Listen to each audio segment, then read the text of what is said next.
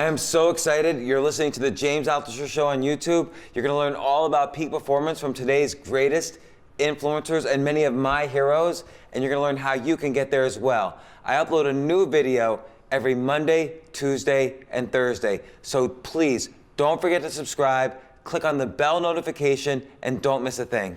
Got Heather Monahan, author of Confidence Creator. And why'd you write the book? Because obviously I am unconfident almost, I don't know if that's even a word, unconfident, but I feel like I lack confidence almost every single day. And I'm sure many people can relate to that. And it doesn't matter where you are in life, you're always hit with lack of confidence, whether it's anything ranging from imposter syndrome to, oh my gosh, how am I going to do this next set of activities I need to do to just survive on this very difficult planet, to everybody else is better than me. How can I survive? I'm just fooling them all. So why'd you write the book?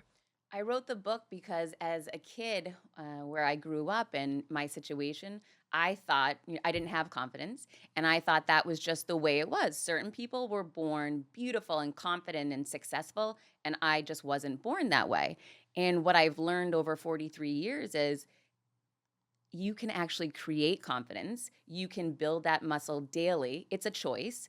And no one is born magically confident. They might have had mentors or parents or someone in their life teaching them why and how to be confident. And maybe, I didn't or other people don't.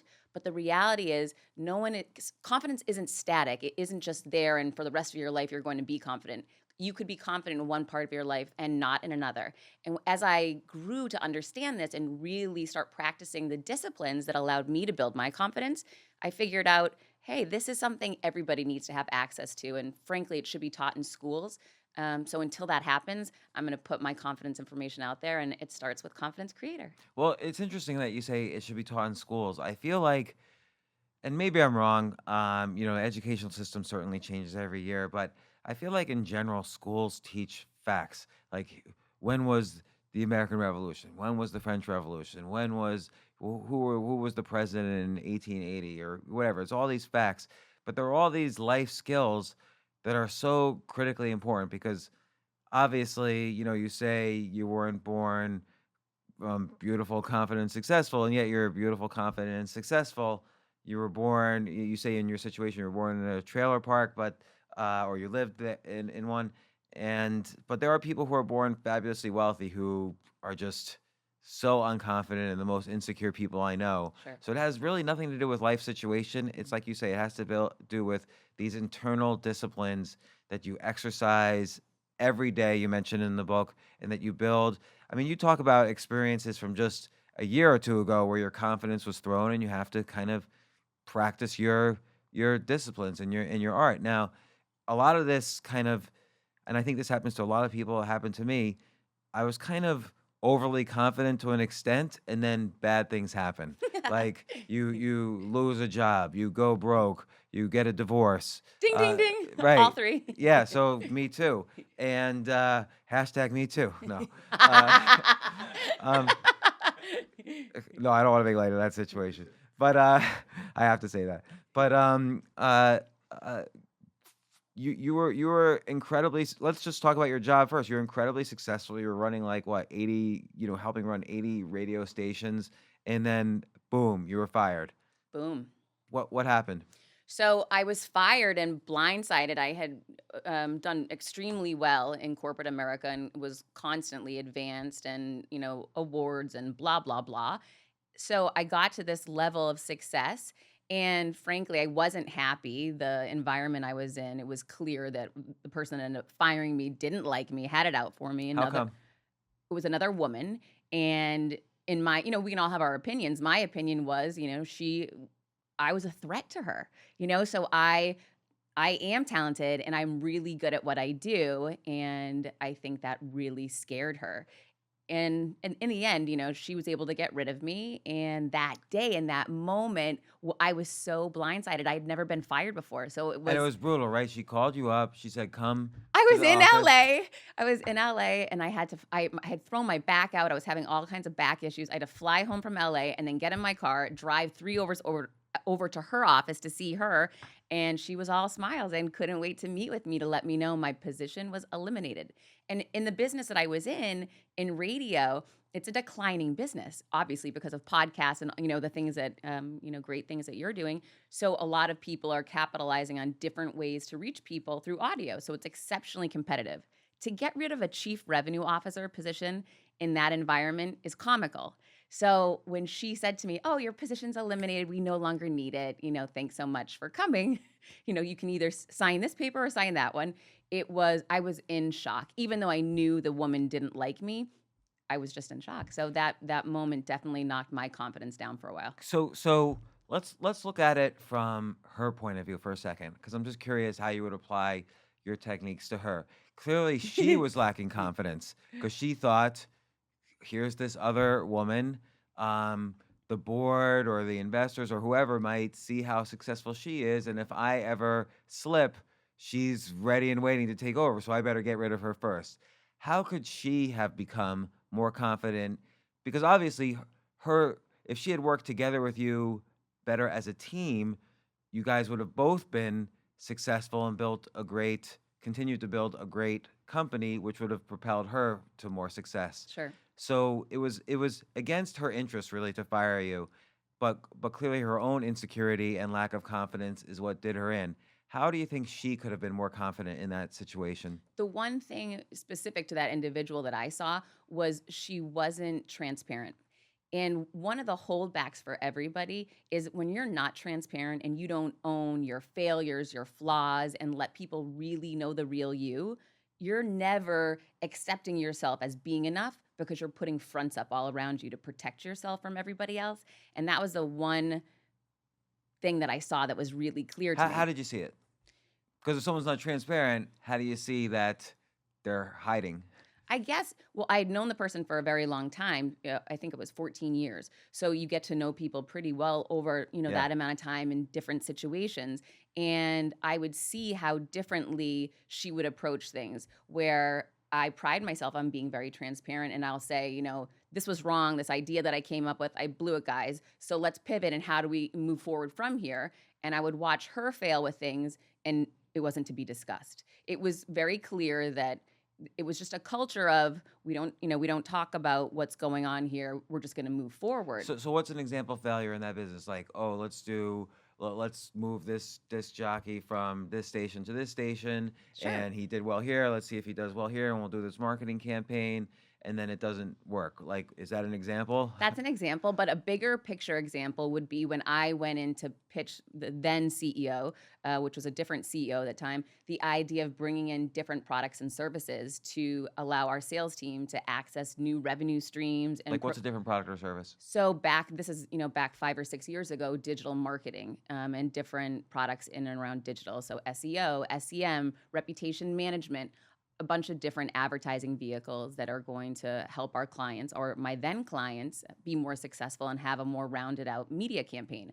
So I went in and pitched that concept to the team, and it was a big deal and a crazy idea to try something new and different. We ended up getting approval and moving forward. And then this woman ended up spearheading and leading the initiative after I sold it in, and brought a person in that ended up failing in that job. And so that was an example of, something that, there was a failure, which of course in business, there's always going to be failure if you're, otherwise you're not going to grow. So those kind of things, in my opinion, are fine. I just think that the next step is to really own the failure and learn from it as a team and share with people and be transparent. And those So were the things that didn't happen. So two questions there, and I'm sorry diving so deeply into this, but it's kind of relates to how you then, the nuanced way you were flustered and lost confidence after this. How could she have, what would have been the best way for her to be transparent? Because she can't just say, oh, I hired this bad guy and he messed up. It's all his fault. Because that's sort of like a fake way to be transparent. It's Sure. putting the blame on others. She could have maybe said, here's how I could have hired better. I take full responsibility. Perhaps we can try this again if I hire somebody different, or if I take over that role myself and try to reawaken this product. Would that have been a better way? Absolutely. And so given Keep it this real. given this failure though, how did she then rise up to become the CEO over you? She was the daughter of the former CEO. Oh, well, that explains it. So- And so, but given that, why couldn't she be transparent? It's like all in the family. I don't know. I think everyone has their own individual holdbacks, And why and would she be threatened by you if it's all in the family?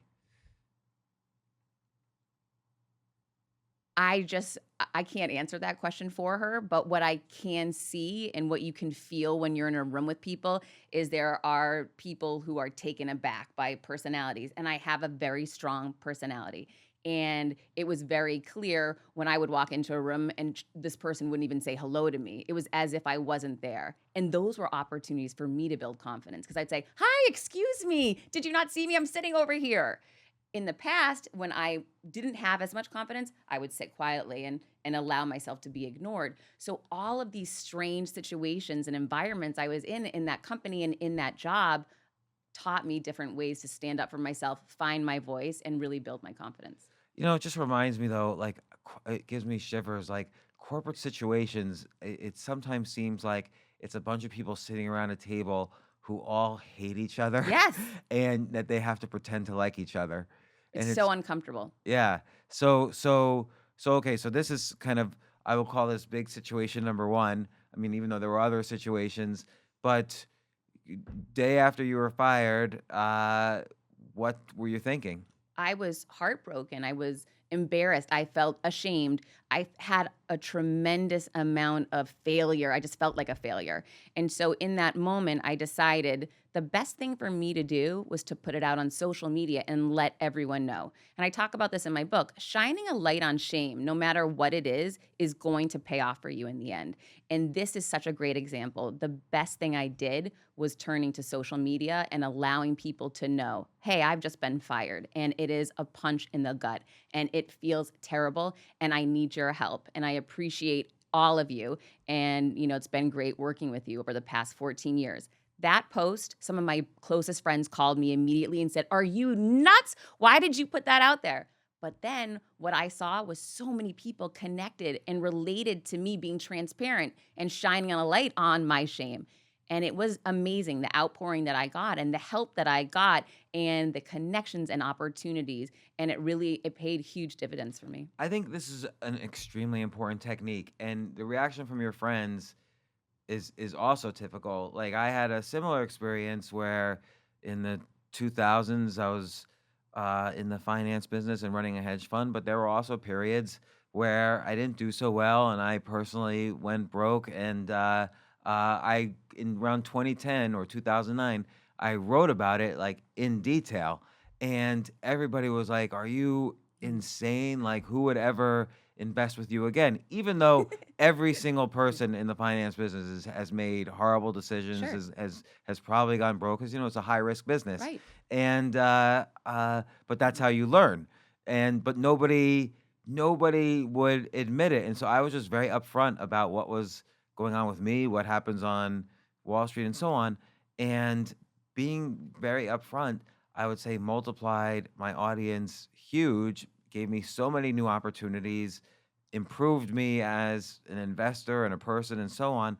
But why do you think 99% of people are scared to do this, to be transparent when it's when the results are so obvious? You can see the results so obviously with people who do this. Because to take that leap of faith is so flipping scary. And I've been there and you've been there. And this book is my biggest scary moment of shining that light on shame and my lowest moments in my life. And I'm petrified about it going live. And I'm so scared. So I understand why people are afraid to shine a light on shame. It's scary. It's hard. It takes work. Yeah. So how do they get over it? There's a lot of different techniques and strategies. And one And of the you talk about them. I want to go over each one by one, but just what's your first? I think the first thing that comes into my mind when you face that fear and you're standing on that ledge is to flip it around. So if you're concerned that everyone's going to hate my book, I'm using the book as an example, and no one's going to like it and no one's going to buy it and I'm going to get ridiculed, let's turn that around and say everyone's going to love this book and I'm going to sell millions of copies and change people's lives. It's just as possible as it could be one way or the other. So training yourself to flip around the negative discussion that you're going to have potentially in your mind and make it a positive one, the possibilities, it could go either way, or it's probably going to be somewhere in the middle. So, really training yourself and working with yourself to not allow that negative conversation to dominate you. I'll also give you I think that technique works. I'll give you a different technique, which is related to your revealing shame part. Is one time I wrote an article negatively reviewing all my books, like just trashing all my books that I had ever written. And you wrote it? Yeah, and I wrote it. And that works because you put it out there. It was already done. Yeah. Yeah, you answer the objections on the books and you're being honest. So people are like, that sounds interesting. I think I should read it. And so that's another thing another technique you could try. That's a ballsy one. I Yeah. So, but yeah, that's what it takes. You have to go. Yeah, it's like one guest once said, Steve, which guest said this? Go to the place where it's least crowded. So if you're the author who trashes your own books, that's certainly the space that's least crowded. Tim Ferriss said Tim Ferriss. So yeah, so that's an interesting thing. And you wrote about it, I believe, in your book, Choose Yourself, or it could be Reinvent Yourself, about Eminem, the 8 Mile technique, where he pointed out all the flaws of himself. Yeah. Well, and then Robert Cialdini writes about it in Influence, answer all the objections first. So, and that's how you persuade people, is that you bring up the things wrong. Absolutely. That's a sales, and sales has been my entire career, and that's such a great sales technique for sure. In practice, just practicing it and looking at what those potential objections are going to be so that you have those solutions readily available. It's such a great technique. Now, I want to just briefly also talk about situation number 2, because there's both, we were talking outside and you mentioned there's both professional confidence and personal confidence. Mm-hmm. And we were talking about the differences between men and women, and you said men often have professional confidence, but not as much personal confidence, and women maybe vice versa. I don't know if that distinction between, I feel like I lack it on both sides. Maybe I'm different, but you went through a divorce, and that also kind of hit your confidence pretty hard. And so maybe describe that situation a little bit. So there's a lot of similarities for me personally between getting fired and getting divorced. Those are low moments. For me, those were both very low moments where I questioned myself. I questioned, who am I? What am I doing? How did I get in this situation? Where did I go wrong? What's wrong with me? And those feelings were so awful in the moment in time. But what's interesting is going through my divorce and journaling throughout that time and watching myself, come out of it. It was the recession. Things were terrible at work. That happened to me during the recession. Everything negative was happening back in 2008, 2009. It was just such a tough time back then. Divorce, going broke, losing a house. Oh yeah, we were living the American dream. That was just a terrible time. But what I did and what that gave me was strength, because now I go back and I read those journals and I see, wow, I was so low, but I made it out, and I watch the progress. And that's a big part of building confidence, is looking at the progress you make and looking back to give yourself perspective. When I got fired, I looked back on the divorce journals to say, I got through this. I can definitely get through this. Here's some of the steps that I took. I put a 30-day plan in place. I was worried about money back then. What was your 30-day plan? Well, it was different when I was going through the recession versus when I got fired, because things were different financially, but the fears were the same, and my lack of confidence was very similar.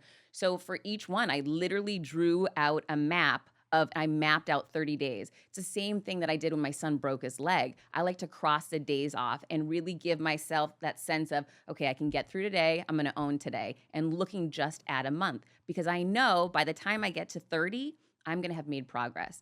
And I'll write down little notes on the chart showing myself, this is just for me, what happened, what came into my life, what I accomplished, how I'm feeling, really taking my temperature throughout that whole month. Like, and you don't have to answer any of these questions, but do you mind saying what were one of the things on your 30-day plan after the divorce?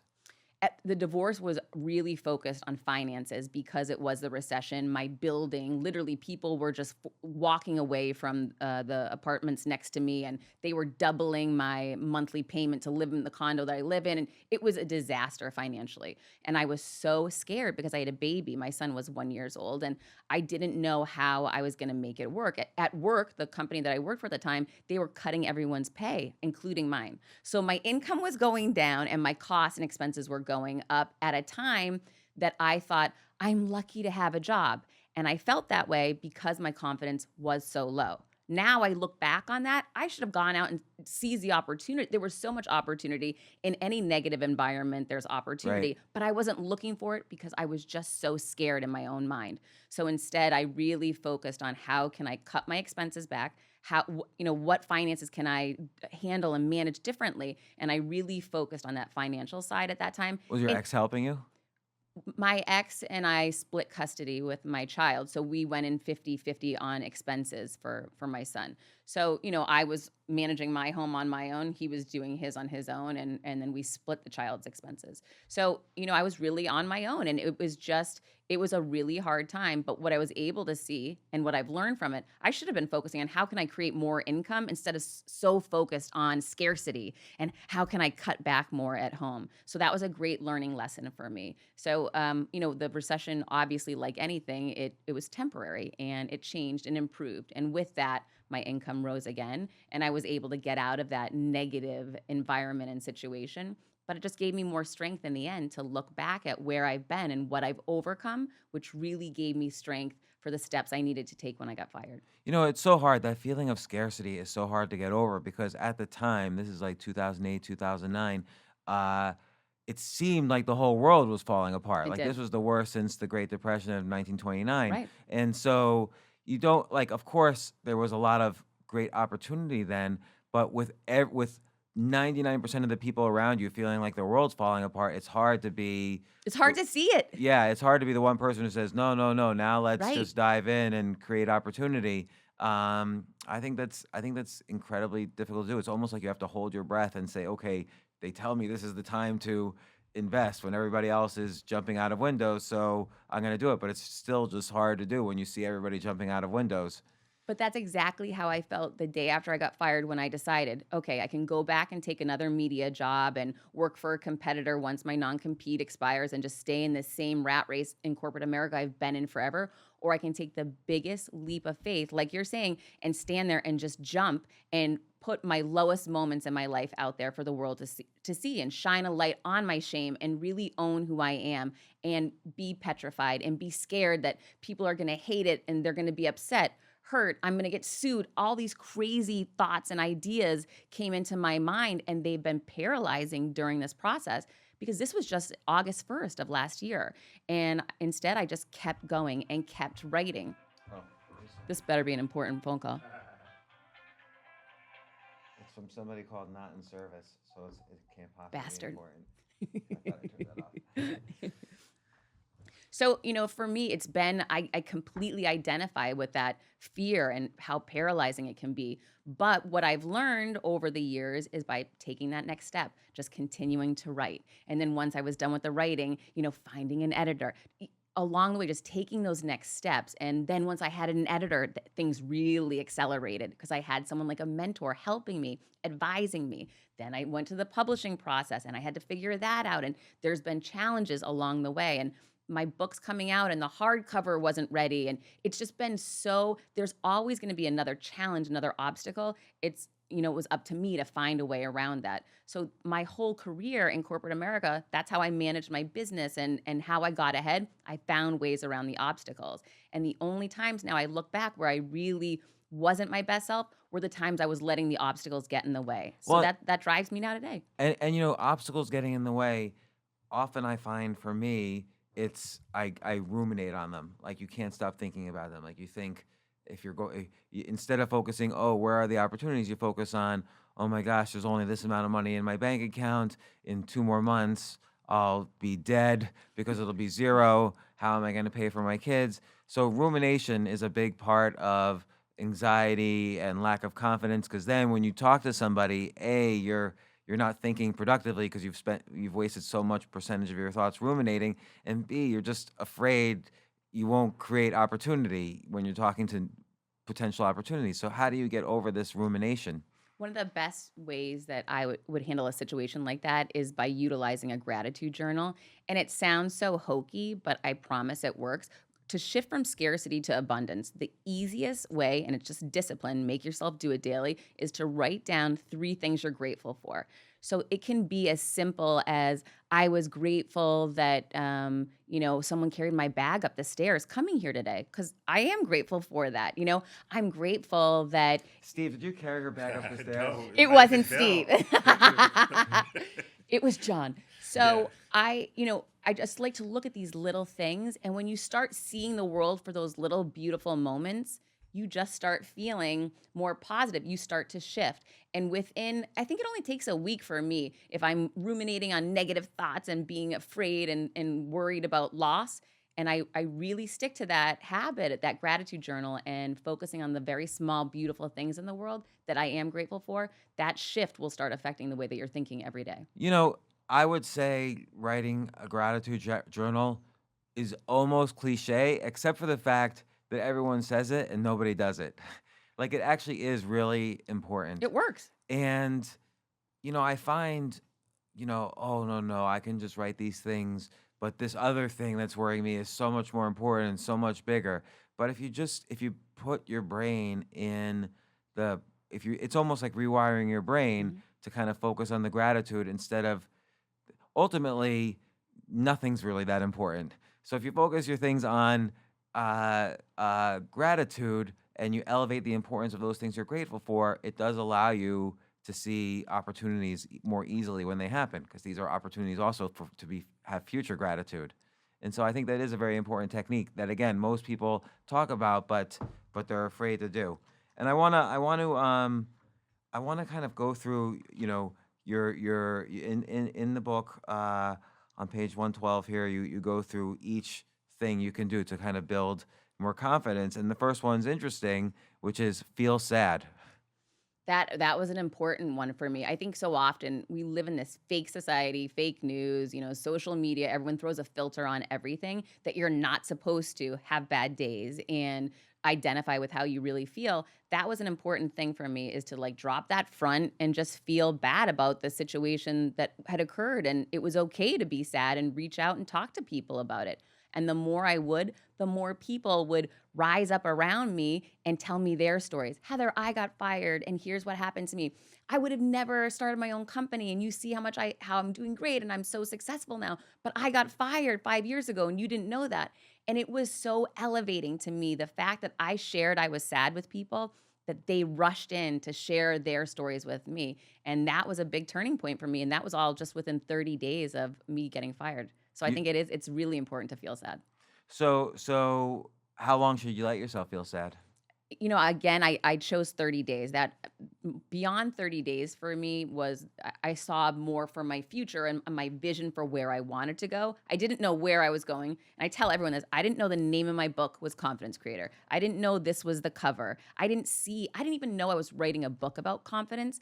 I just saw a vision for me being me and taking that next step and believing in me and believing that the path was going to appear. And I swear it did.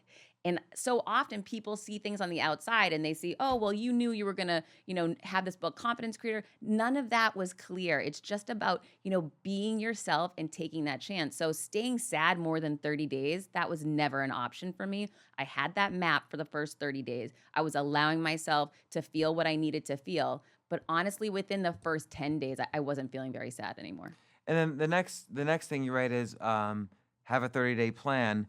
And do you divide it up into, like, okay, what's a physical health plan? What's a financial health plan? What's a creative health plan? Do you divide it up somehow, or like? No, I didn't do that. I think that makes sense for certain people, but for me, one of the things that I've learned that helps me build confidence is putting myself first. So when I put myself first, that means I'm going to the gym every day. That is just part of my life. The only time I don't is if I'm in a critical situation where I'm in back-to-back meetings and I'm traveling, and that's very limited. So the gym to me it's happening. I don't need to, even think about that. That's just who I am, and I love working out. So that's part of what I'm doing every day. The other things are the things that I would really want to map out, which was, here's what I need to accomplish today. Here's who I want to contact today, really specific things week by week for the first 30 days to get myself through it and see what I accomplished. And when you say here's who I want to contact every day, are these like people you've been in contact with all along, or are you rebuilding connections that maybe from years ago, or like do you have a method for your keeping in touch with people? It's like hard for me to keep in touch with lots of people. Thank God for social media, right? I mean, that's like the best solution for keeping in contact with everyone so people know what you're up to. And I really try to leverage my social media network so that I can stay in touch with people. And what I also find is by being transparent and sharing with people what was really happening to me, so many people were reaching out to me. So it was just on me to respond to them, which was fantastic. And then globally thanking people for their support, that really allowed me to have more contact. And people are excited to hear what's going on with you. So reaching out to someone you haven't spoken to in a couple of years has turned out to pay dividends for me and been very helpful. And I've really leveraged my social media to make that happen. Next one is keep a journal. I guess because kind of writing things out allows you to kind of do this extra layer of thinking rather than just simply blindly ruminating. And it really gives you perspective into you and what's going on because even in a week's time, you can forget where you were mentally on an issue or a topic or a fear. But when you can actually go back and see how you were feeling in that moment, it's so eye-opening for me. I can go back and look at how I was a beginner in this back August 1st and starting my own business and launching my own brand and writing a book. And now to go back and read, what will I write about? I don't know that this book's ever going to happen. I mocked up a fake book today to keep myself focused on my vision, but this is a scam. I don't know what I'm going to do. And now I'm sitting here with this book and I know the name of it and I've already gotten feedback on it and it's good.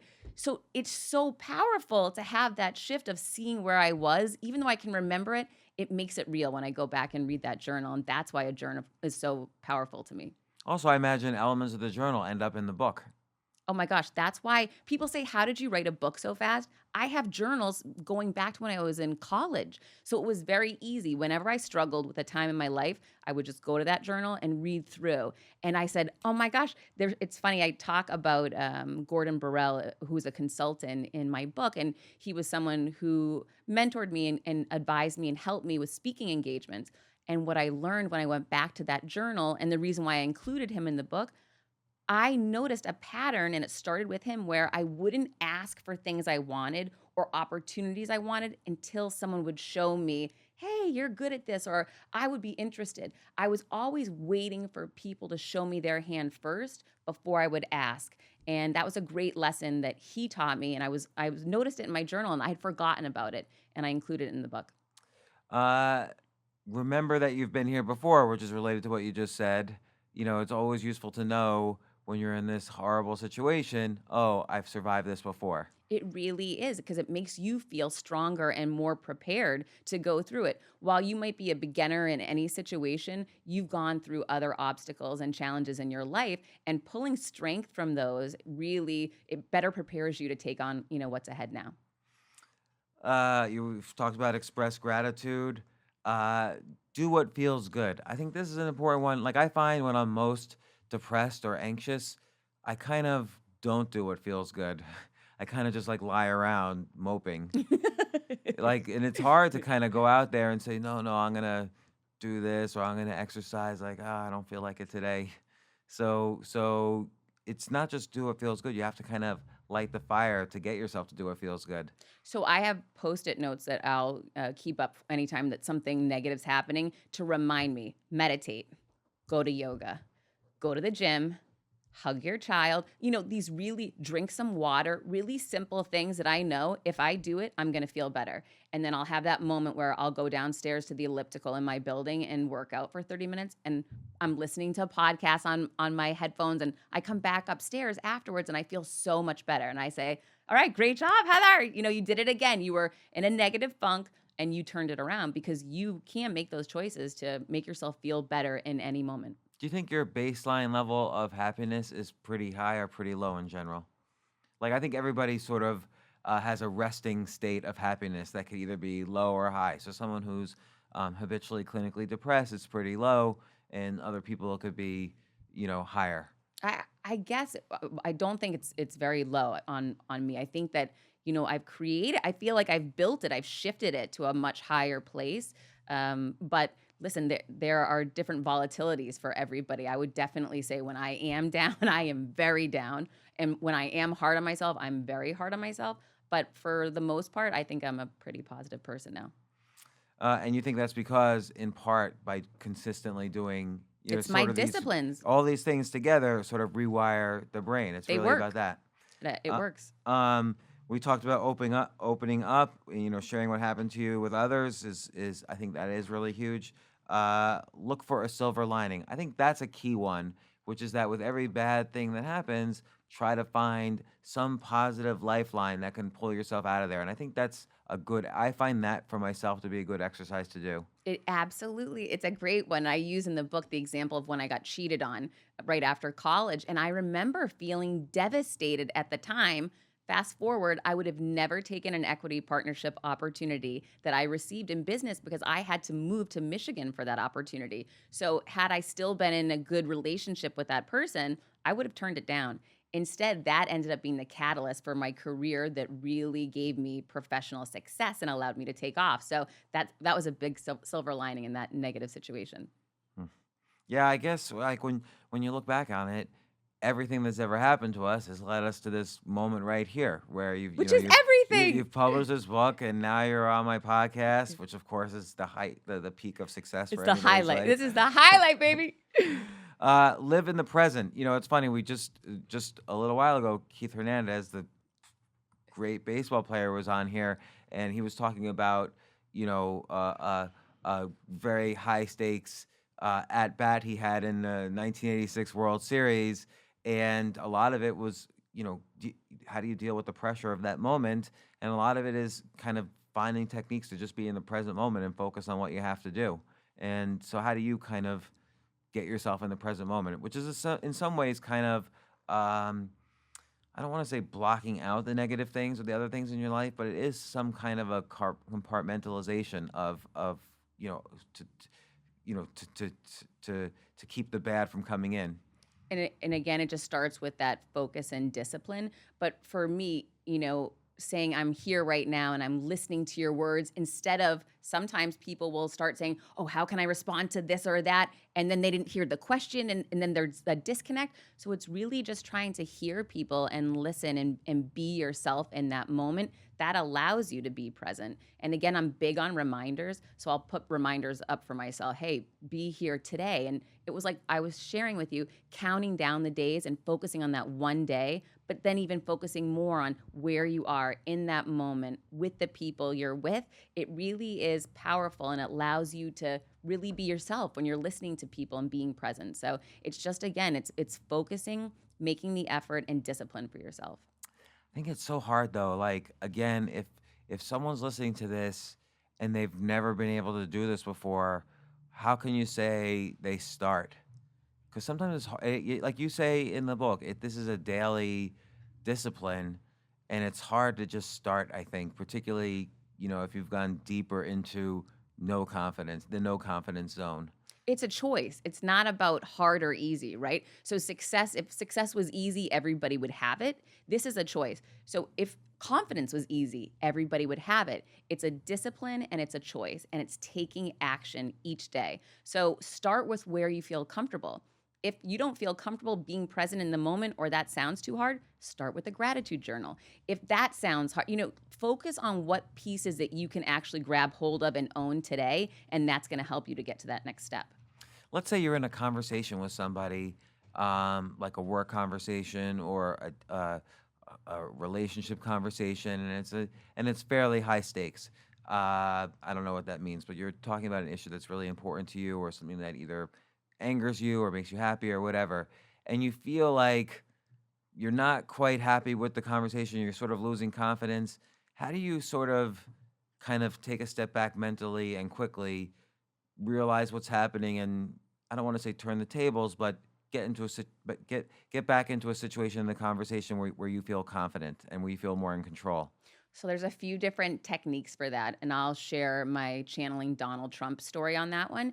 But I think that when you're in a situation and you don't feel your best and you need to pivot, one of the ways that I've been able to do that is to channel different personalities. And I tell everyone this, channel until you feel good enough channeling yourself, which I'm really at a spot right now where today I'm just channeling me, and that's the most powerful that you'll ever be. But to get here, you might need to channel different people. So I was going on an international news show in New York City, and I got a phone call minutes before I was going to go on. And my friend said to me, this woman that you're going on the show with is not the nicest person, and she may try to make you look like an idiot. Well, I said, appreciate the heads up, and I'm excited to walk in there. No, I felt completely insecure and scared. So I thought, Are you glad your friend warned you, or would you yes. have? Oh my gosh, thank goodness they did, because then I had that minute to prepare. Literally, it was 2 or 3 minutes. So I thought, okay, who do I know in my life that can walk into a situation, have someone try to make them look like an idiot, have them not know the answer, and then they handle it fantastic? And for some reason, Donald Trump came to my mind. Whether you like him or not, the guy will be asked questions in media, live on TV, and when he doesn't know the answer, he just answers whatever he wants, any question that he wants, and it has nothing to do with what the people are saying. So I thought, if he can get away with that, and he's the president, why can't I? So I walked into this interview, and I do not have a lot of international financial knowledge, and this woman asked me some question like, hey, well, this is great what we're talking about the US, Heather, but internationally, what is the disparity pay gap between men and women? Well, I didn't know the answer. So I answered a question I did know. I channeled Donald Trump, literally, and I had thought about it those minutes walking in that this is what I was going to do. So I said, great question, but an even better question would be, and I just changed the conversation, and it moved forward seamlessly. What did you say? What was the better question? I think I said something like, a better question would be, what are we going to do about the gender pay gap in the US? And let me tell you, I've got an idea for that. And the conversation just kept going. I Donald Trumped her. And so from that moment on, when I would walk into a situation, if I felt a little nervous, I remembered that technique and that tactic because it works. I love that one, because if she even contests that, look, that's not what I asked, you could say, listen, all our listeners, they're caring about what they get paid. They don't know what somebody in some other country is getting paid. Like, we have to focus on the issues here. Right. You just hold on to what you're attempting to do and don't let go. And eventually the other person will let go. I feel like this reminds me of kind of basic concepts of media training, which is that no matter what the person asks, you can't be ready for every question. So no matter what the person asks, you think of 3 points that are important to you beforehand, and you always drive the question towards those 3 points. You know what's so interesting is you bring up media training. So through this whole journey I've been going on with my Boss in Heels and writing my book and working for myself, I've had countless people come to me. You need media training. You should hire a coach for this. I'm going to get a speaking guy. This is $10,000 and he'll get you a TED Talk. All these people have come and surfaced in my life asking for money for this and money for this. And I listen to everyone, and I appreciate everybody's ideas. I don't have, unlimited resources, so I'm trying to make the best decisions possible. But that media training thing is funny to me because I've had a number of people tell me, you should do that. Instead, I decided not to go that route. But it sounds like you naturally have the technique down. That's hysterical. So no, I don't. But what I do have is I know how to build confidence. And if you're confident and you feel comfortable in situations, you can pretty much handle the situation well. So it was practice. And over time, the more I'm in different situations, the better I get. And this is so funny. This just popped into my mind. When I would be feeling really scared about going on, shows or doing interviews, I was watching YouTube randomly one night because I have a 10-year-old and that's all he does is watch YouTube. And they feed you different videos. I was fed a video of, I'm trying to think of who the comedian is. Oh my gosh, it's escaping me right now. But one of these comedians, Eddie Murphy. When he first started out in his career, he went on the David Letterman show the first time. He was sweating bullets. He was so nervous and scared. And then they kept feeding me Eddie Murphy videos. And in the end, I watched in like a hour period him go on the David Letterman show that first time until he had been on, let's say, 7 or 8 times. And the last time, his arm is over the chair and he's got sunglasses on. He could have cared less. And I hung on to that idea of, you know what, that's me.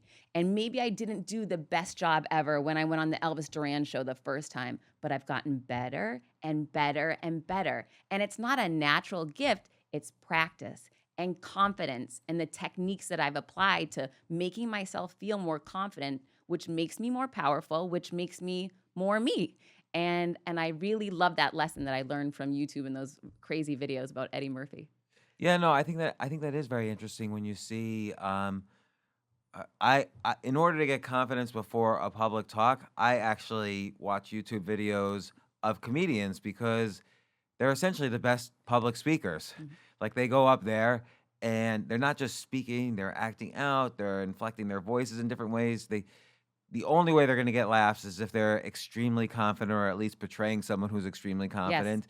And they control the audience much more than any average public speaker would. And I find the mirror neurons get triggered just by watching the person. So now you're essentially channeling that person. Like it's your channeling technique. Yes.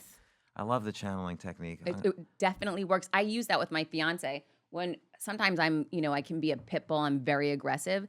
And if we need to have a talk and I know he's upset with me, I think of my girlfriend, Samantha. She's the kindest, sweetest person. She's always gentle. So I walk into the situation saying, okay, channel Samantha in the situation. And really it helps me to try to take a softer approach, which works. Okay, you got to tell us what's a sample situation where you would have to do this. Like when does he get upset? When do you get upset? Where it gets to the point where you have to have one of these conversations? Oh my gosh, there's so many instances. Usually it's him getting upset with me. I will say that. About what? Typically that, I'm spending too much money, that I'm off on a tear doing things that, I don't consult much with other people. I'll just, move forward with things that, in his opinion, I should, talk to him about first. Like what? It could be anything. Like I changed my flight today and I'm staying, and I don't call and say, oh, hey, listen, I'm thinking about staying, Steve, and I were talking, I think I just, book, I changed my flight. I go do this and that. And I don't, sometimes you just have to make decisions and move forward, and you can't consult with everyone. And sometimes that annoys him. Yeah, because what does he think when let's say you're traveling and you're supposed to come home one evening, maybe he had plans with you, and then you call him and say, "Oh no, I'm coming back in 2 days from now." Yeah, I mean, he might get upset. He would be annoyed. Yeah, but I mean, he's a very understanding and supportive guy, and he's been amazing, especially during this time. It's just been unbelievable. And having good people in your life that support you is critical in building confidence. And so, what does he do that tells you he's upset? Does he get upset or does he get quiet? Like what? Oh what yeah, happens? get quiet for sure. So you could tell. Oh, suddenly he's quiet. So immediately you know. I know he's mad at me. Yes. It's funny how silence is almost louder than yelling. It Like you definitely could tell can be. immediately when someone's silent. It's deafening. See, so what do? You get home and you say, "Hey, we got to sit down. Let's sit down and talk." What do you do? No, I then become my cute, I know what works with him. I'm so excited to see you. And, once I can be there, in contact with him, I can break through that silence very quickly. And now that he's listening to this, he's going to think, "Oh, she's just doing that technique." I hope It's I not don't really think her. He's listening, because you know what's so interesting? Oh my gosh, do you think he's listening, Steve? Tell me. I don't think he's listening. He's one of those people who doesn't listen to a lot of media. People usually don't. People usually don't listen or read their spouses. I didn't know stuff. this. He has not read the book. He won't read it. Like wow. Chrissy, I think he's very supportive. Like as a friend of amazing of his, he's extremely supportive and was like, "Oh my God, what Heather's doing is unbelievable, and you need to talk to her." And I was like, "Of course, you push it to an open door." I know. Like Chrissy Teigen is the model. She's married to John Legend. Yeah. Yes. So she's never listened to one of his albums. So I think that's a very typical thing. So wild to me. I can't imagine that. All of Me or whatever that song is. Yeah, that's crazy. So- She's missing out. But let's say he were to listen to this, he wouldn't start thinking, "Oh, this is just a technique she uses. I'm not going to be fooled by No. that technique again." Don't you ever, when you're with somebody, look at them in their eyes and like you can feel who they really are? He's known me for 8 or 9 years now. So no, he he knows who I really am. How long did it take before he asked you to marry him? 100 years. I mean, the whole time, literally, it's ridiculous. I had to break up with him so many times. He's very different than me. He's very conservative. He's risk adverse. And we're just polar opposites in some ways. And it took him a long, long time to take that leap. What's he do for a living? He's a baseball agent. Okay, so funny. We just had a baseball player on the podcast. All right, so that's how you know Steve then, I guess. That's how I know Steve. Exactly. He's so into sports. Okay, so on the one hand, you live in the present. On the other hand, your next advice is create your own future. Right. Well, I mean, it's important to be able to see something that you're working towards. I mentioned with the book, I mocked up a fake book because that helped me visualize that this was real. And the closer I got, day one, I was sitting at an empty screen. I didn't know what I was going to write about. But the more I thought about, it's going to be a real book. This is real, Heather. I had to focus on what that picture was. It didn't mean I was living in that future moment. No, I was still sitting at a computer with a blank screen. But the more I would think, one day I'm going to get to a point where there's a tangible book in my hands that would help me to sit down at the computer and actually write. And how did you mock it up? I just literally took another book and, put paper around it. And, I came up with the name and then I wrote the name and then I started drawing. It was just like, it looks terrible, but it helped me realize this is what I'm working towards. And it's so funny. I have a 10-year-old son, Dylan. And one day he came out and he said, Mom, why do you have this book over here? And it was Option B or Plan B, Sheryl Sandberg's book. And I hadn't read it yet, but I had just bought it. And he said, you don't need a Plan B, Mom. Let's throw this book away. And it was such a powerful moment for me to hear that, he felt so strongly about my book. And it was a really very cool moment. Wow, I don't think I would have done that at 10 years old. Yeah, no, he's an old soul, that's for sure. That's pretty good. My kids did not do that for me when they were 10. They're a bunch of losers. Comeback song. That was interesting. Oh my gosh, yeah. So my son, a couple months ago, he broke his leg, and this was so cool. Not that he broke the leg; that was horrible, and and for him it was devastating because he's 10 and he loves How did he break basketball. his leg? Basketball game. And so we got home from the hospital, and he was really bummed out, crying, etc. And so he went, Mom, I'm going to go into my room and lay in my bed for a little while. I need to just calm down. Okay. So he went in there with his computer. Of course, I knew he'd be on YouTube. And I came in a few minutes later just to check on him and see how he was doing. And I saw that he was Googling songs. And I said, what are you doing? And he said, I'm finding my comeback song. And he picked the song Glorious, which was such a beautiful, amazing song. And now I use that song too. He's since moved on from that song. He's like, Mom, that's so last month, whatever. But for him, he was visualizing his future. This is such a great example, Steve. I'm so glad you brought that up. Is that, he was visualizing himself coming out on the court with that song playing in his mind. And he said, this is the song I'm going to play the day I come back to the court. So we did the same technique. He had that vision for his future. We wrote out a 30-day plan. We crossed off each day, and that helped him to really conquer that beast and get that cast off and find a way to make having a broken leg manageable. Okay, so now not only have live in the present and create your own future, but your next thing is take a step back.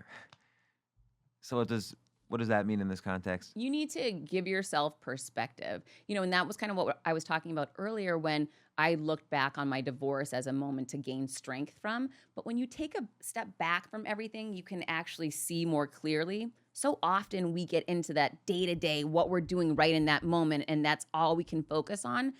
And when you pull yourself back from it and think about the adversity you face, the things that you've overcome, who you are and what you've achieved, you can feel more proud and stronger in any moment. And that, for me, really happens when I look back over different spans of time, or even, remembering the story with my son with a broken leg and, what he learned from that and how he managed that. When you take a step back and look at those things, it can be very powerful. And you've mentioned this before, your next step here is you are priority number one, which I think also is really hard for people to, if they're at a low point, it's hard to place yourself first when you're at a low point. Like, I realize the importance of that, but a lot of this is like, how do you make that leap to say, okay, I'm priority number one when I just got fired, got divorced, went broke, whatever? You have to ask yourself that question. So in any moment, you can either be Like, you're built. feeling worthless at that point. So it's hard to, it's almost like you have to fake it till you make it. Yeah, and that's in the book as well. Yes, I totally agree with you. In some moments, you have to fake it till you can make it. But when you're asking yourself, right now, I'm either going to be building confidence or chipping away at it because that's reality. And if you're scared to go on a show and try something and you back out of it, you're chipping away at your confidence. And instead, if you go in and challenge yourself to do it, you're building your confidence. So, just making that decision and reminding yourself, right now, am I doing what I want? Right now, is this what I want? And in some relationships, people will put themselves secondary and they'll say, oh, okay, I'll go ahead and do this with you, even though it's not what I want to do. And then they'll have a chip on their shoulder or they'll be the victim.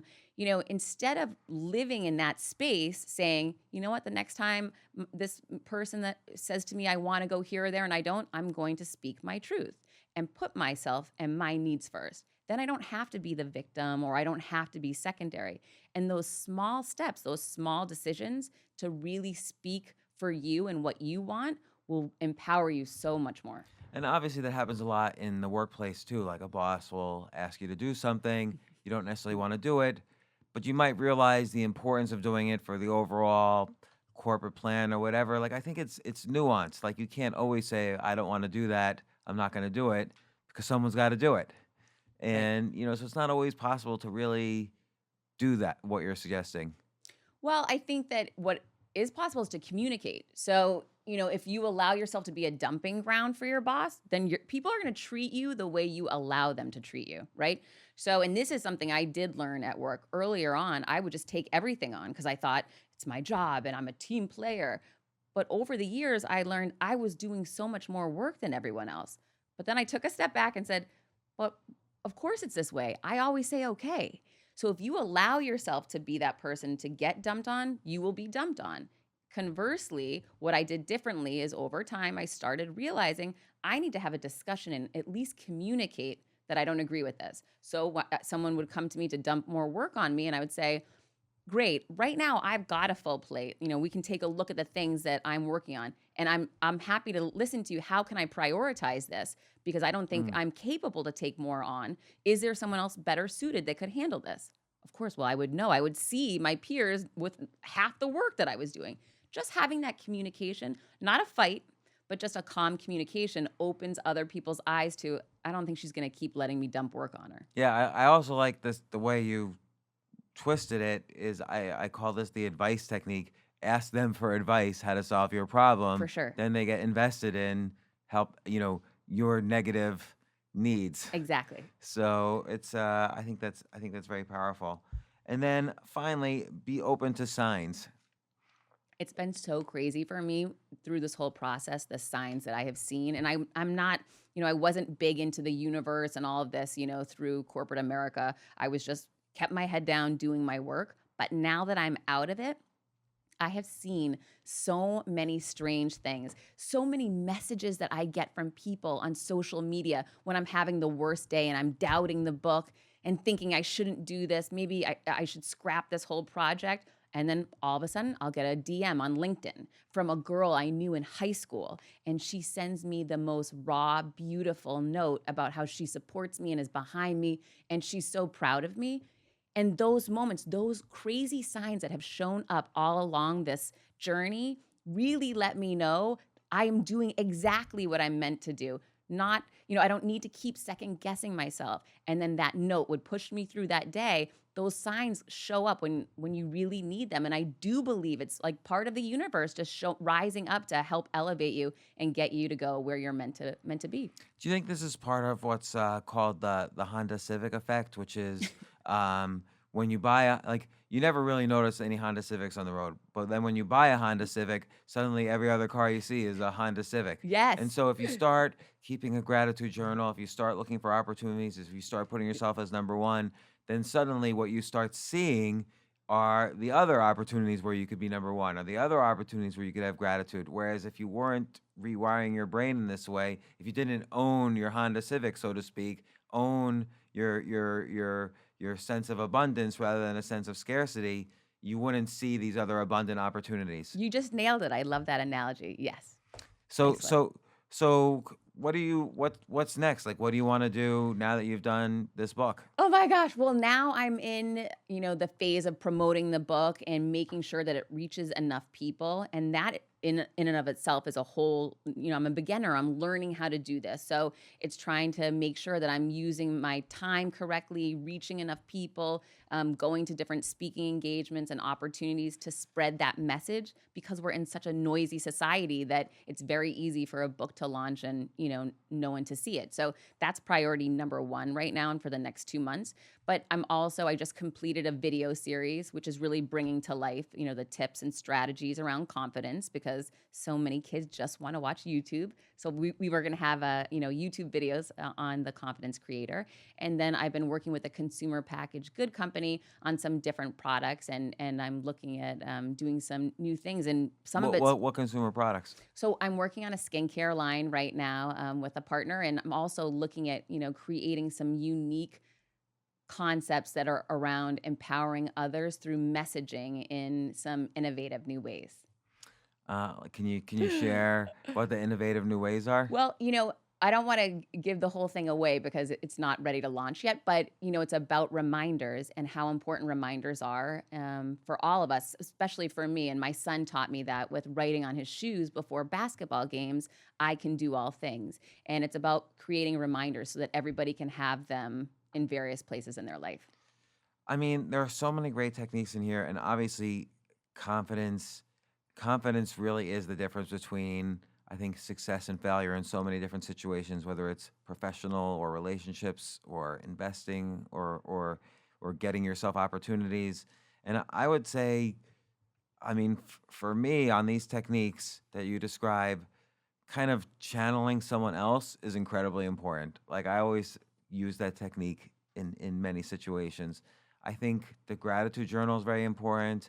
I think important but difficult is putting yourself as priority number one.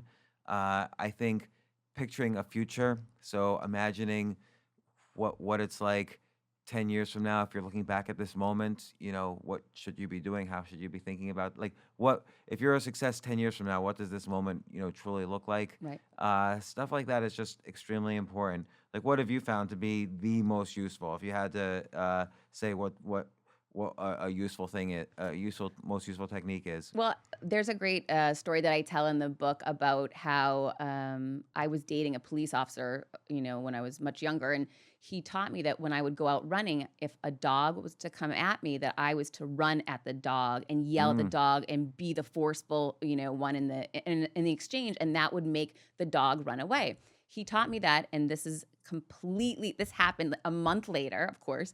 A Rottweiler came running at me, and I immediately, my mind took over, and I started running at that dog, screaming at that dog, pointing a finger in the dog's face.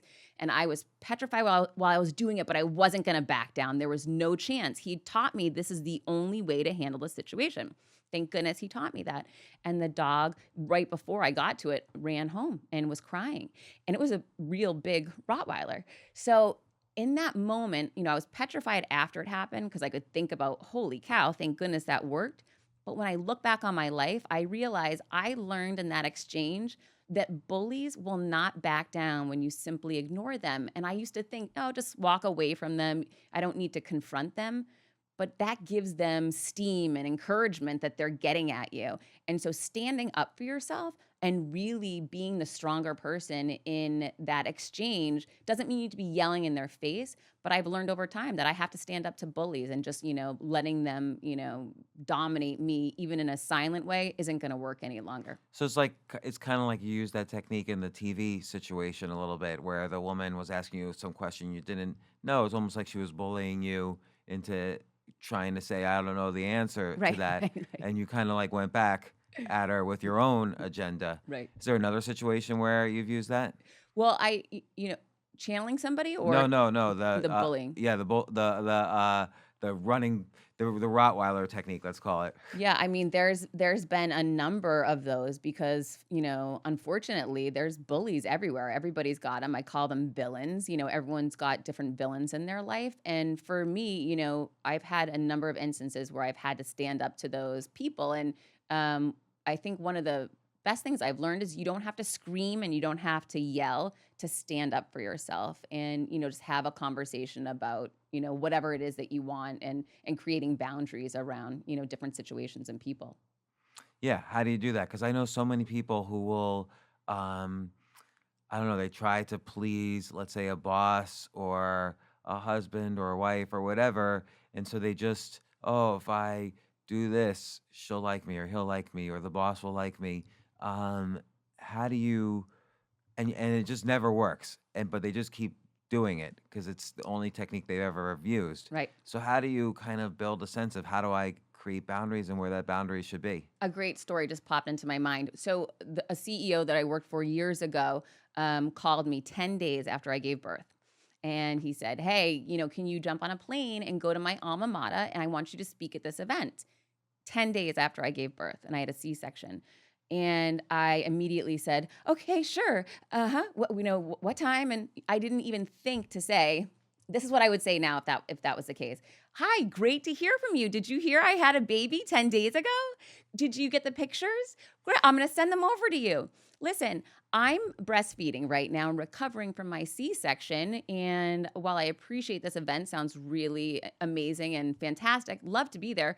But unfortunately, I think that we've got someone who's probably better suited on the team that isn't recovering from a C-section. Do you think there's someone we could reach out to? It would be very easy. But I call that just, speaking your truth and standing up versus I went on that trip. And there's pictures of me now, unfortunately, on, Google that are not so fantastic because I literally had just had a baby and was, pumping in a bathroom before going in to give a speech to my CEO's alma mater just, days later. It was crazy. But that was because my self-esteem was not there. I wasn't confident in that moment. I was petrified. I didn't want to lose my job. I felt lucky to have my job, and I was questioning everything. So Yeah, but this is a good example. Like, what if you were right? What if you really were afraid, oh, I'll lose my job if I don't say yes to this, or I was. That's why I I'm in went. danger of losing my job, or I'm in danger of not looking good in his eyes. Like, how can you kind of do the self-talk to say, you know what, it's okay for me to put up a boundary here? It is okay. I mean, you need to. That's ridiculous that I went on that trip. And So I agree with you, but how would you take that and have it outweigh the fear of you're going to look bad in his eyes and maybe would lose your job?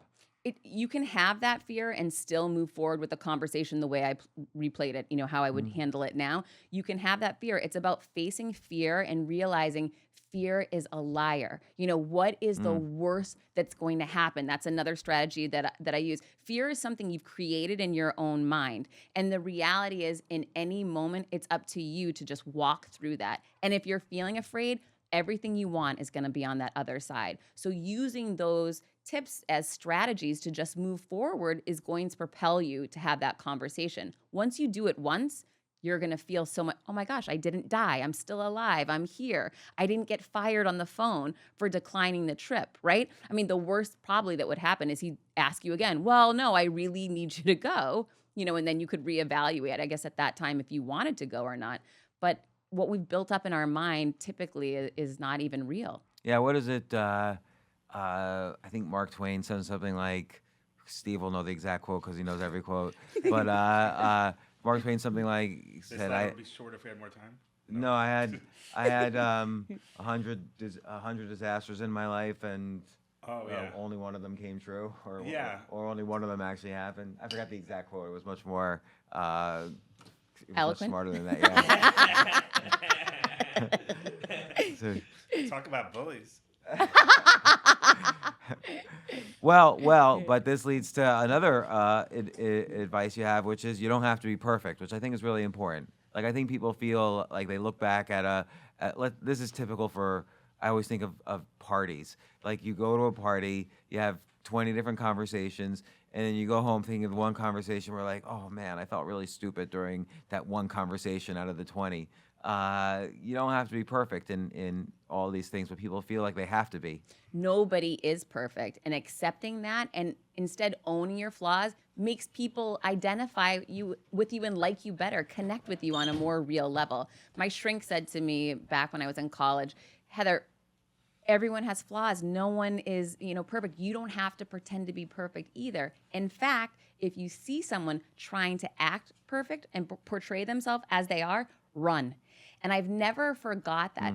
It's really powerful because if you see that person that doesn't make a mistake and everything is perfectly polished every day, something's really wrong there. You've got to go the other way. And I really hang on to that because no one's perfect.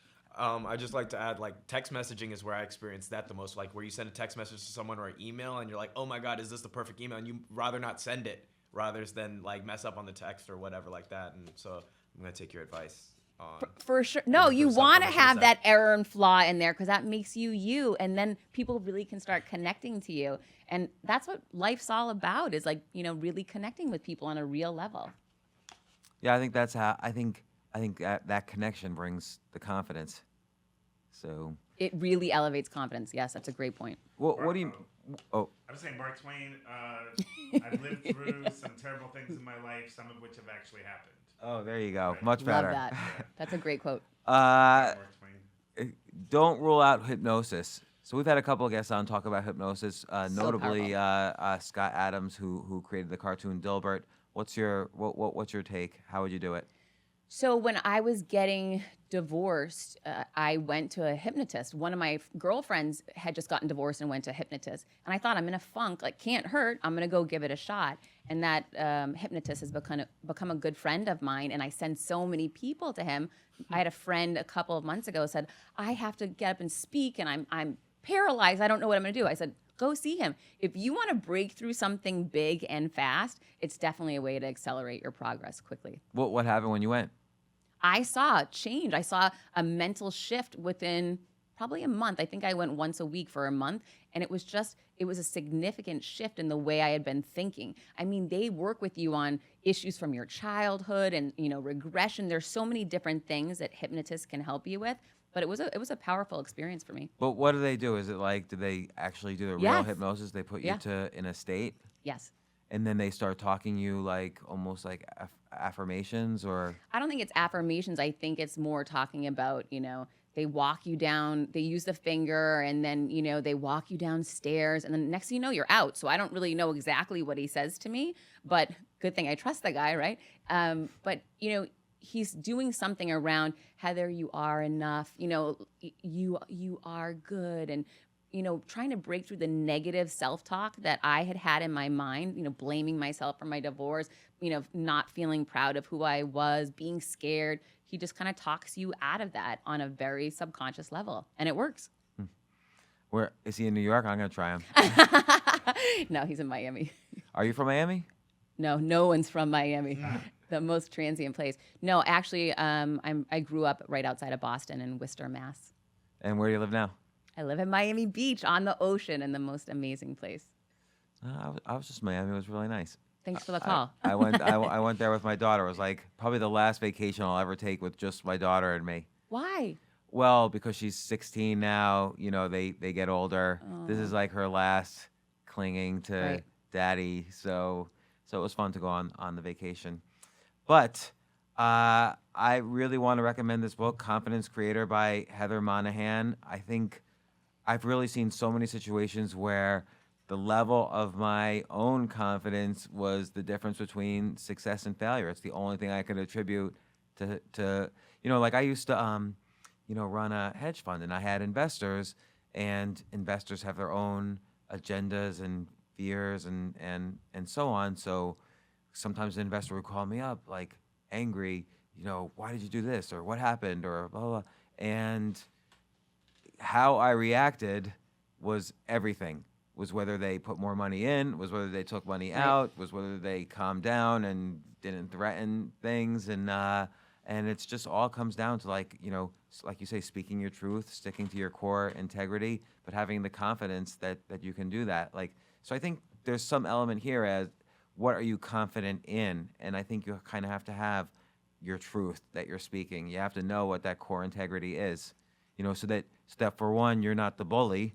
You have to know that you're speaking out of, your sense of values, but that you're confident in them. Absolutely. So I highly recommend the book, and Heather's great. How else can people find you? I'm on every social media platform at Heather Monahan. My website, heathermonahan.com, and Confidence Creator is available on Amazon. Go to it now. Excellent. Thanks, Heather. Thank you so much. Yeah, that was good. Thank Yay! you. That was great. It was great, honestly. Yay, I'm so happy. Thank you so much. That was so fun. And I don't even know. So that's the hardcover. I'm giving you that one. Oh no, I'll keep this one. Yeah, you wrote in this one. Are you sure? One. Yeah. Okay. No, I want this one. When's the book actually officially come out? Tuesday. Okay, so we'll put this podcast out around then. I'm freaking out. We want you. Do it. Don't freak out. I am. I'll tell you why you shouldn't freak out. I think I'm gonna get sued. I'm so scared of that. Okay. Oh, Hold on. Record this. Record this. Okay. Yeah, record this. Have you been recording already? Yeah. Okay. Why are you afraid you're gonna be sued? I don't know. In my mind, I'm just really scared that what if my old employer comes and sues me? I share the sexual harassment stories from, a couple different jobs. What if those people just get attorneys? Anyone can sue anyone for anything. Yeah, that's true, but they usually don't because they don't want. There's such a cultural, basically cultural and media they're on your side at this point. Oh, really? So, well, that's that you see. Anybody who's accused of anything, and this is probably for the good because it's kind of balancing out decades of harassment. But anyone who's accused of anything, their career is over, not the accuser's career. So I don't think you should worry about that. Yay. And also people in general don't want to go to court. I don't think anybody really sues about anything unless it's something extreme. Also, in order to sue, they have to show monetary damage, and that's actually they have to show that it's not true. The onus is on them to show it's not true, and they have to show monetary damage, which is extremely difficult. How do they show monetary damage? That connection. Because there's so many factors in that. So I'm not giving legal advice. I'm not a lawyer, but I've tried to sue in the past, and this is what my lawyer has told me. I'm not a lawyer, but I stayed at a Holiday Inn last night. Bill's a lawyer. And it has so to be like willful. You are a lawyer. That's right. Well, but it also has to be willful. Like they have to show like malintent that you were like aiming to like harm them. Okay. It wasn't just a tertiary effect. Okay. Yeah. So Right, and you're telling stories of your life, so it's not like you tell every story of your life, so it's Right. not like you pick Aimed this at one them, out. Yeah. no. So what else are you worried about? I'm worried that that next thing isn't gonna happen. That the book's good and it's out there and it's not really picking up traction. And then what? Yeah. Then okay, Heather, where do you go from here? Where's that next step? I don't know. That's what scares me. So couple of things. One is, for the positive lifeline is, a book itself is an event. So let's say you're up for a consulting gig or a speaking gig as an example. Do they pick the person? They don't know you or the other person that they're considering. Do they pick the person with the book, or they pick the person who hasn't written a book? The book. They pick the person with the book. They don't ask who published the book. They don't ask how Right. well did the book do. They might ask, was it a New York Times bestseller, or they might notice that or not. But That's such a freaking scam. I'm so pissed about it that. is a whole thing. scam. And there's been so many articles about how those lists are a scam that doesn't even matter anymore. So just having the book is an event that's worthy of being proud of. And I don't think books are as powerful anymore as other forms of media, like let's say a very popular TED Talk or YouTube video or other things. Like, the average, even on a New York Times bestseller, the average New York Times bestseller will sell only a few thousand copies. Like, the book sales are just, across the board, who's to say? It's kind of a gamble. But the book itself is an event that is worth celebrating. And then, the best marketing for the book, of course, you're doing, podcasts and TV and stuff like that. But the best marketing for the book is to do the second book. So I know you don't want to do a second book, but I would at least consider what a second book might be. Really? Because here's how you might do it. Maybe your speaking gigs, if you do speaking gigs, maybe those will revolve around the topics of a second book. Then you just take the transcripts of those speaking gigs and have an editor edit them into a second book, and now you have a second book without you really doing much writing. I've already been asked by people to write a book like this for kids. There you go. Well, right. Something like this could be, the confidence creator for parents, confidence creator for Right. bosses, confidence creator for employees, confidence creator for entrepreneurs. So there's a lot of different, and no, that's something you could say, Heather Monahan with, a parent, or Heather Monahan with a boss, and who actually does the bulk of the writing, and you write the intro or whatever. So there's lots of different directions you can go on second, to make the book itself a franchise. Said the man with 19 books. So the man with 19 books, right? Because I know how to do this. So because not out of my 19 books, most of them were not. I'm not saying this is. I mean, this has every chance to be a success. Some were successful and some weren't of my 19 books, and some were horrible of the books that I wrote. But you just keep going and Just keep going. yeah, and then also you might say, okay, like you said, you have videos. Maybe you do some free videos and put them on YouTube. Like here's a unique way to keep a gratitude journal, and that ties back to your book. So you kind of want to be in all places. So they can find you on LinkedIn, your articles. They can find you on your blog, the same articles. They can find you on YouTube talking about some of these techniques, and then underneath the video links back to the Amazon page for the book. Don't necessarily link back to your website, link to the Amazon page. Right. People are 100% more likely to buy on the Amazon page than buy off of your website. Mm-hmm. So just little stuff like that to know. But again, it's not so important that 5 million people read the book. It's more important just that you did the book, and that's it for the rest of your life. You did this book. Yay. So it's an event. It's done. You can always talk about it. You can always speak about it, and you can always do the next book and the 10th book and whatever. One of those books will sell the 1 million copies, and everybody will buy your prior books after that as well. So what else are you worried about? That's the key. I mean, now I just have to catch my flight, and we're good.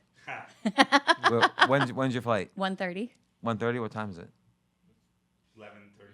You gotta I go. gotta go. What I gotta go. airport? LGA. All right, you'll make it, but you gotta go. Okay. All right, thanks for doing the podcast. Thank you so much. Hey, thanks for listening to the James Altucher Show on YouTube today. I have more great episodes for you every week. Please don't forget to click my face right now and subscribe to the show. More episodes are here. More episodes are coming. Thanks so much for watching.